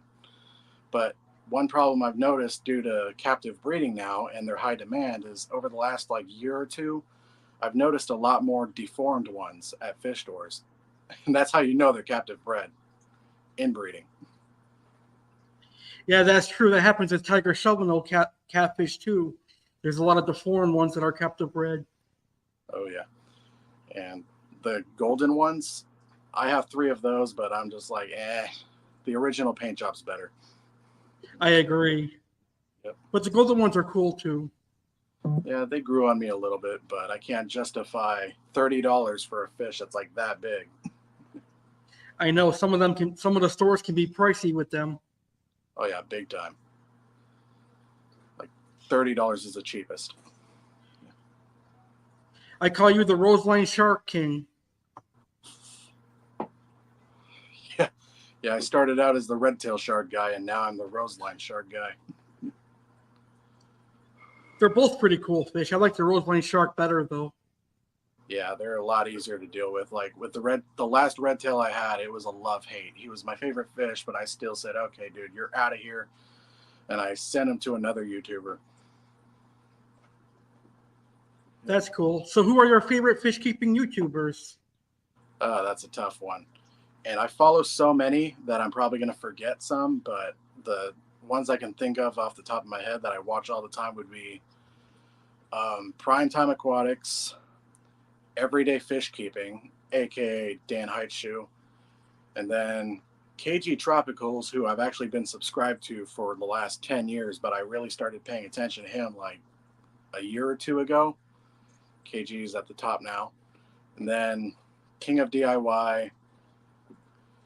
Who else? There's like a lot of other fish YouTubers, smaller channels that I follow too, but like I recognize the tanks, but I forget their names.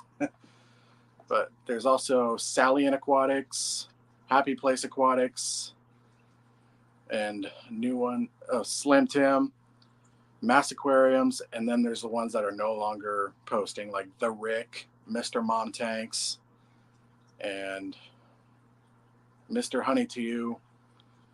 There's tons. A lot of them disappeared after a while.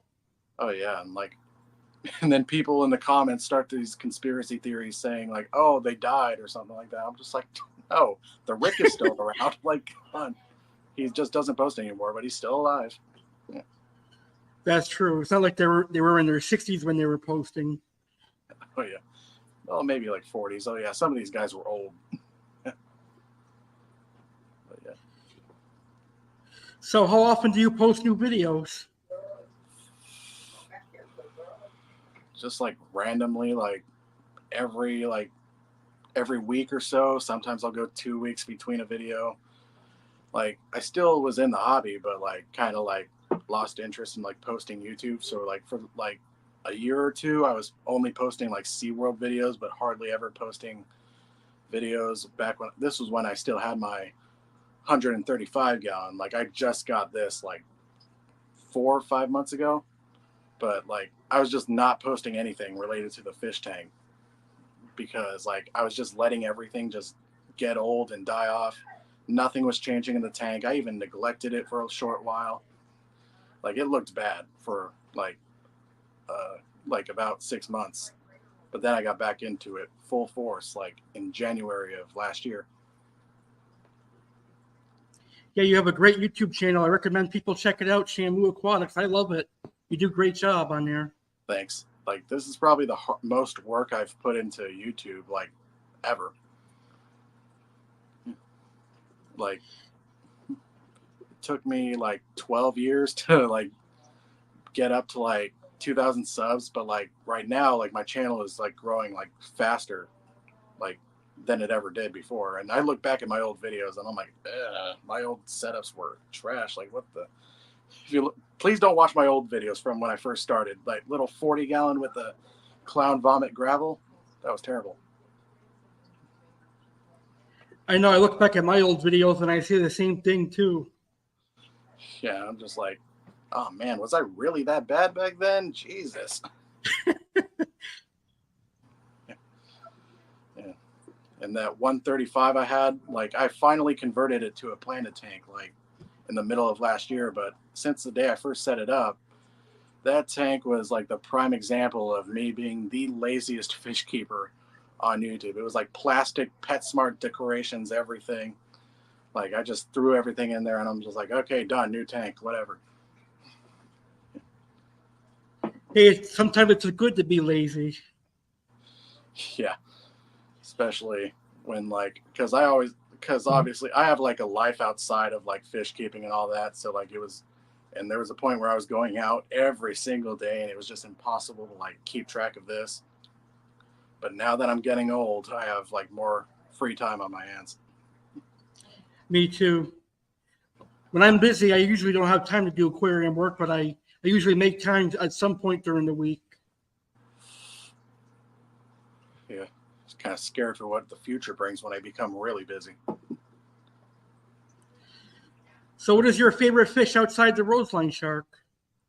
It's still the red tail sharks, but Like it's like extreme love hate. Like I have a rainbow shark right now. I settled for that, which thankfully is more chill and relaxed than the last red tail I had. But like I still like the red tail sharks a lot better for their looks. But the last one I had was just pure evil. And like since I first started my YouTube channel, I had that one red tail shark that I had on my channel and in my videos for years. And that was a red tail shark I loved because that was a big chunky monster that I had. So after he died in like the end of 2020, that's actually the point where I lost interest in the hobby for the most part, started neglecting the tank. But then last year I got another one, like a decent size, not too small, not too big and old. Got that one, and then by the end of 2023, I was just like, I'm done with this fish. Like, get out, because he just wasn't the same. Yeah, but they make great tank mates for African cichlids. Yeah, next time I get a red tail shark, it'll be most likely when I set up an African cichlid tank or something. But I can't be having this beautiful douchebag just terrorizing my entire tank, chasing everybody in circles. That's true. They can be jerks sometimes. Oh, yeah. I even hear about people saying that they were terrorizing their African cichlids even. Wow, that's crazy. Yeah, they got little fish syndrome. Big time. So where do you see yourself in the aquarium hobby in the next 5 years? Oh, God. Well, when I'm finally able to have my own place, I'll dip into MTS, but it's not going to be like a full fish room with like dozens and dozens of tanks. I'm thinking more like a few 125s and this 240 if I'm ever willing to lug it out of this house, because it's going to go right back out the window the way it came in, and that will be a nightmare. But yeah, just like 3 or 4 large tanks and then call it good. I'll have the African cichlids. I'll have a community tank like this. I'll have maybe even fancy goldfish, and then I don't think I'll ever do discus. Discus are nice, but they're kind of boring after a while. Yeah, the only purpose to them, I think, is like they sit there and look good. The only time I ever see them active is on Everyday Fish Keeping's channel. Like, he has the only discus that actually move around and interact with other tank mates and all that. But for the most part, they just sit there. They're also ridiculously expensive. Like, people have proven that they can be taken care of like any other fish. But the only thing stopping me is the fact that I can't justify $200 per fish. Not happening. I agree, especially for a discus when they don't move around that much. Yeah. Yeah, it takes like a very like specific setup to actually get them to do something interesting. Although I like angelfish. Angelfish are pretty cool. Oh yeah, those two. I had a couple in here, but with all the activity level in this tank, I think they were getting like stressed out or whatever. They were always hiding in corners, and they were also kind of aggressive. Yep. You should get a Sebrum for your 240. I think a Sebrum would look good in there. Yeah, that's actually a centerpiece fish that I'm eyeballing. I just have to wait for like some room to open up in here. It's gonna take a while. They're very cool looking. They're very discus-like, but more active. Big time. They actually act like cichlids. So how is the fish hobby in your area? It's actually pretty big. We actually have like so many fish stores around here, although only like 5 of them are good, but there's fish stores all over the place. I'm actually surprised there's no like big YouTuber fish keepers in this area. Like, I'm all alone over here on the West Coast, it seems like. Yeah, it's pretty huge over here too. There's a lot more fish stores than what I'm used to in Massachusetts. Oh yeah. I like that though. Yeah, and you're in Florida too, so like you could probably go out and catch some fish for free. Definitely, like Oscars and stuff like that. Yeah, the plecos. Like, plecos are everywhere. Yeah, we're overloaded with plecos. Yeah. If I lived in Florida, I would get a pond, and then like if I wanted a pleco, I'd go out and catch one. Wouldn't have to pay for it. That's true. Like, it's a shame though that they're like such a problem in Florida, because like when I go out there, I do like seeing the big 2-foot plecos, but like they kind of mess up the environment. They harass manatees. So like when people like are going out and like hunting them or whatever, like all the fish keepers and Facebook groups start crying about it, and I'm just like, well, they're not supposed to be there, and they're messing with the manatees, and I honestly care more about manatees than I care about fish. So That's true. Sadly, some irresponsible fish keepers placed them in that position. oh yeah, I'm surprised piranhas haven't gotten in there yet. I know. People fear those things because of Hollywood. Oh yeah, they're not gonna mess with you or nothing. They only really attack dead things. That's true, and they're very skittish. Oh, big time. And actually, piranhas are another quite boring fish. Yes, definitely. It's definitely a fish for people that don't want activity. Yeah, except for when they're feeding them. That's it. I like silver dollars better than piranhas. Oh yeah, way more active. I actually want some, but They would destroy your plants. oh yeah, man, it's such a tease too, because another fish that I really, really want is an African tiger scat. One of my local fish stores has a huge one. It's like that big, and it's a $500 fish at that size. But I'm thinking like, worth it, but it'll destroy my plants just like silver dollars would. I remember you had a scat a couple years ago. Oh yeah, that was my It was dad's deal. cool looking. Yeah, my dad kept getting those things, and those, like the African tiger scats, they're fine in freshwater for the rest of their lives, but the spotted scats that my dad kept getting, like they would eventually die because they have to be moved to brackish water or salt water eventually. So like after the last one died, I told my dad, like, no more, dude, like stop buying those things. Archer fish are pretty cool too. Oh yeah. Do those also need brackish? The clouded archers are my favorite. Ah. I didn't know there were different kinds of archer fish. Yeah, the freshwater one is called the clouded archer. Those can be in freshwater for life? Yeah. Perfect. They're very cool. If only I can find some. I know. They're very seasonal though.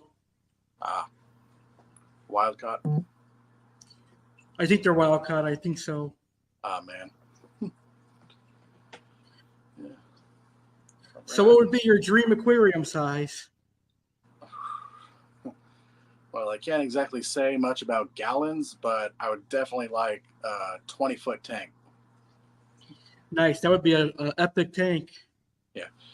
And it would have the same stuff I got right now. Just imagine a 20-foot like community tank with plants and a bunch of rose lines, rainbow fish, and all that stuff. Because I think it would look cool. Oh yeah, because I see all those giant, massive aquascape tanks that people like George Farmer and Oliver Knott and all those other like well-known aquascapers build. They would be like thousands of gallons, and they would waste them on these tiny little nano fish, or they just put giant fish in them. But like a big community tank like that, aquascaped with a bunch of like fish that are like 4 to 6 inches, I think that would be awesome, especially in big schools. But these galleries, they just have a bunch of big tanks with like just a few little itty bitty fish, and that's it. I'm just like, come on, dude, more fish. I kind of like the tanks with one big fish and a lot of little fish. Those are pretty cool. Oh yeah, I think Aquarium Co-op, he had that one 800-gallon tank in his fish room and had a bunch of little fish, and then that one giant puffer. Yeah, that was cool. The MBU puffer. Oh yeah, Ladybird. They're cool puffers. A lot of them are mean though. Oh yeah, they'll bite other fish in half sometimes.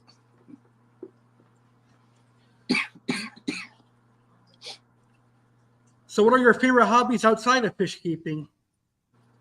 Oh man, going to theme parks, traveling, going out and partying, which I don't do that much anymore because working full time now, it makes me kind of drains my energy quite a bit. But yeah, those are the main things I would do outside of fish keeping. That's cool. And we both like the WWE, which is cool too. Oh yeah. I usually watch like the pay-per-view events if like certain wrestlers are going to be on, or like I'll watch clips of it on YouTube. Like I haven't sat through a whole show in a long time. I still do occasionally. But most of the time I'm working on YouTube. Oh yeah. It's plus you out here like WWE, it goes like it doesn't start like right when the actual live show starts. For us, it starts at like 8 p.m. and goes all the way to 11. And I'm just like, I'm not staying up that late. Well, so you get when it airs, you guys, it's already over with. Oh yeah. By the time the end of it comes on for you, like it's just starting for me. That's crazy. So you could probably get the spoilers online. Yeah, all the time, especially on YouTube. Are the pay-per-views the same way, or do they start at the earlier time? Oh no, pay-per-views actually start at the correct time, thankfully. That's good. Yep.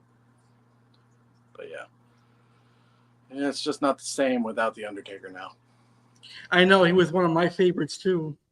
Yeah, and I just got into I just got into WWE like in 2013, so like I didn't even get to live through like most of the streak and all that. Like the very next year, the streak got ended. I'm just like, oh come on. I know that was bad when you did that. Yeah, it was a bad move. You should have retired undefeated. Honestly, he should have retired like after WrestleMania 31. Just like lose the streak, then come back, end his career with a win. Because after that, he was like going downhill. Like he was struggling in the ring. I know the Undertaker and Goldberg match was one of the worst that I've seen. Oh, but yeah. that was kind of Goldberg's fault. Yeah, they should have done that like years earlier. I don't know why they didn't. They had their opportunity in like 03, 04. But they didn't do it. I know. They could have done Undertaker and Sting too. Yeah, I think that's why Sting left WWE is when he realized he was never going to get that match with the Undertaker. It's a shame. Yep. So what do you think about Vince McMahon? Glad he's gone. Yeah, he's a pervert. Oh, yeah, that too. Yeah, also ruined the product. Like the PG era was BS. Like he has a bunch of dudes walking around as circus clown acts and all that. Like it was all goofy. Like he should have kept like the ruthless aggression era around at least, not the PG BS. I agree. Triple H is doing a great job now. I like the Triple H era. Yep. Man, now Triple H, like I'm actually more mad about him retiring than I was about the Undertaker retiring. Like I know, me too, because it feels like he didn't get to have a retirement match. Yeah, and like he could have still like gotten in the ring in like 2020. Like he had his heart problem at like the end of 2020 or something like that, or like 2021. So like I don't know why he didn't wrestle those last couple years before he went into that cardiac arrest. Like he could have, but he didn't. His last match was against Batista, but I'm still like satisfied with the fact that his last match he won against Batista, because I hate this trend where like as these wrestlers who were once like really dominant, like once they start getting older, they all of a sudden start losing like 80% of their matches all the time. And I'm just like, what, really? Like they were once dominant before, but now all of a sudden they can't even beat this skinny dude? Come on now. I know John Cena's bad at that. Yeah. John Cena, Mark Henry, The Big Show, like, but everybody says like, oh no, they're doing this to make younger talent look strong, and I'm like, okay, well, Mark Henry lost like his last like 20 matches in the last few years, so how does Roman Reigns look strong beating a guy that's already been losing all of his matches already? That's true. Yeah. drove me like that. Just drives me nuts. Like it becomes predictable too at that point. I'm surprised Chris Jericho is still wrestling. Oh yeah, and honestly, Chris Jericho, like I know he would wrestle circles around me, but like lately in the ring, he just looks like one of those old alcoholic dads. He does. Yeah. Like, come on, dude. Like, start getting shredded. Like, you have all the time in the world to work out all the time. Like, get in the gym. That's probably because he's working for a second-rate company. He doesn't have like a good policy like WWE does. Oh yeah, probably. I'm not a big fan of AEW. It's all right, but I don't watch it too much. Yeah, and it's just like most of the roster in AEW is either like the jobbers from WWE because they were all butthurt that they weren't winning enough matches or that the WWE didn't give them a big title, or like these people that I've never heard of before. But some of them are all right. That's true. Some of them are pretty good. But like Sammy Guevara, Hook. Well, Hook's a little guy, but he looks like a scary dude, kind of. And now the Big Show, and now the Big Show's in AEW, but like, God, that dude needs to retire. Honestly, I loved the Big Show, but like, it's time to hang it up. I agree. He's been around forever. Yeah, and if you look at his knees, it's just like, dude, get out of the ring before you end up in a wheelchair, dude. Come on.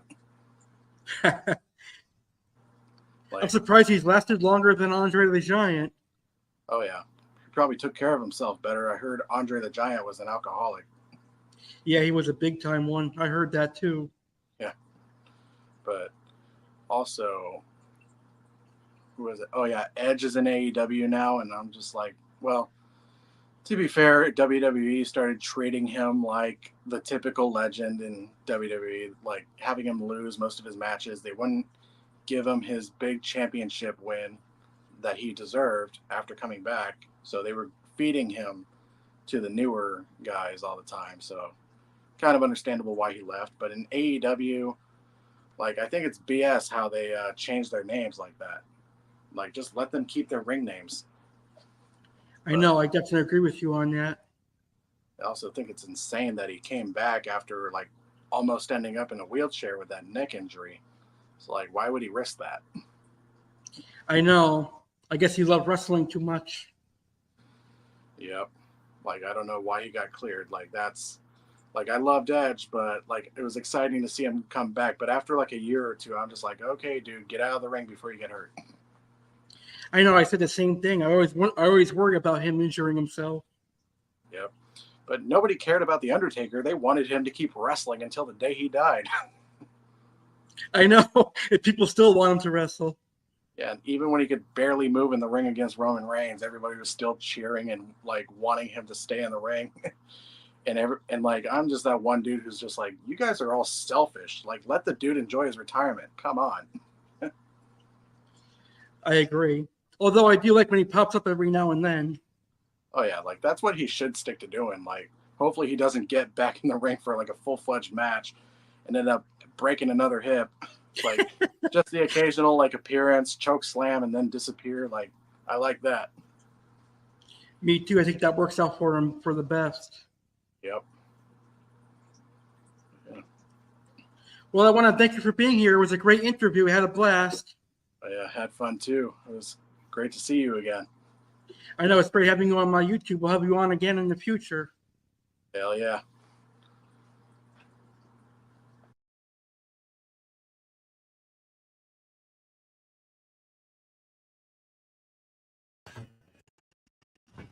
All right, and that is our 100th episode of Saturday Live. I certainly hope you enjoyed the show. Special thanks to Tom McGuire and Oasis Aquatics for presenting this awesome episode. Check them out at www.oasisaquaticsnj.com. Special thanks to Jeremy Leahy and Brandon King for being amazing guests tonight. Special thanks to Mark's Art for allowing me to film inside their store, and thank them for that amazing Jaguar cichlid that I picked up this weekend. And a thank you to all the viewers who spent 2 hours with me as we celebrate 100 episodes. I will see you on Sunday, July 7th for American Sunday Live. All the episodes of Saturday Live in July are going to be amazing. So make sure you continue watching Saturday Live. Have a great rest of your Saturday and a great weekend. Happy 4th of July. And thank you for watching the 100th episode of Saturday Live. Good night, everybody.